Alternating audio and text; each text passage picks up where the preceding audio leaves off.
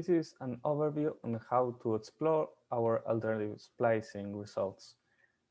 For example, for the tabula muris dataset, we first want to take a look at the differentially spliced genes within a tissue like the heart and one cell type like endocardial cells. We first open this file containing the significant differentially spliced intron clusters that are only a few, less than 70 in this cell type. And we have for each the gene information, the p-value information, the maximum change in PSI or intron proportions, then if the introns are annotated or novel, the region of the gene, the rank of the gene in the differential expression table, and the coordinates of all the introns in the intron cluster. That can be, for example, 4 here or 2 in this other intron cluster. Let's focus on this differential splicing event in myosin light chain 6. So if we go back and want to take a look in the UCSC Genome Browser, sometimes it helps to reload.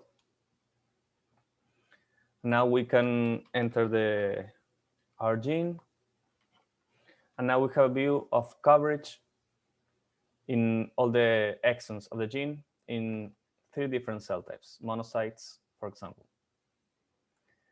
Now, if we want to focus on our differentially splicing event, we can go back and get one of the coordinates of the introns, copy, and paste here and go. Now we are zoomed in into one of the introns. We usually want to zoom out a bit more so we can see all the 3 alternative introns here. And when we look at the annotation of the transcript, we see that these are 2 exons that can be skipped.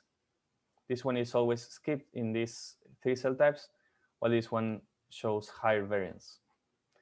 Now, if we want to add more cell types, we can here select among more than 100 cell types. For example, 2 other heart cell types, we need to select full and refresh.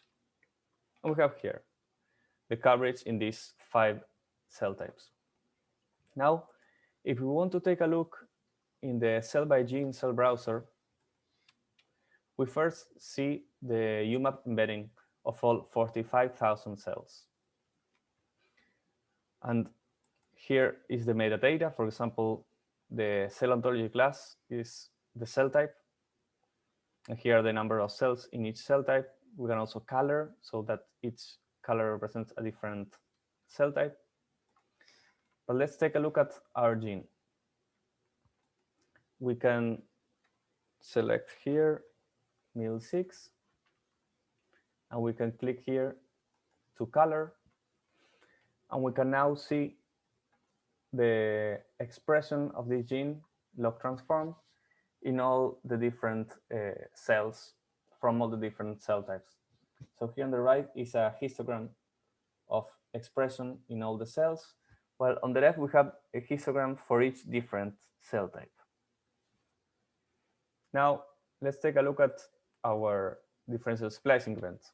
So here also we can paste the coordinates of the intron and select, and we can choose to color by the intron proportion, that is between 0 and 1.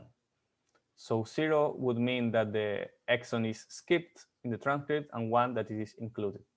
And we can see how, again, we have here the global histogram of intron proportions, that it is most likely near 0. That means that the exon is usually skipped. But we can look at specific cell types. For example, we can see in the basal cell of epidermis how it actually has values closer to 1, which means that the exon is most often included in the transcripts. And if we want to focus, for example, on the heart tissue, we can deselect the tissues and choose heart, and here on the right to subset, and we can click here to zoom in and see among the the hard cell types. And if we go back to the histogram across different cell types, we see, for example, in the endocardial cells, how it is included, this exon is included more often than in the rest of the hard cell types.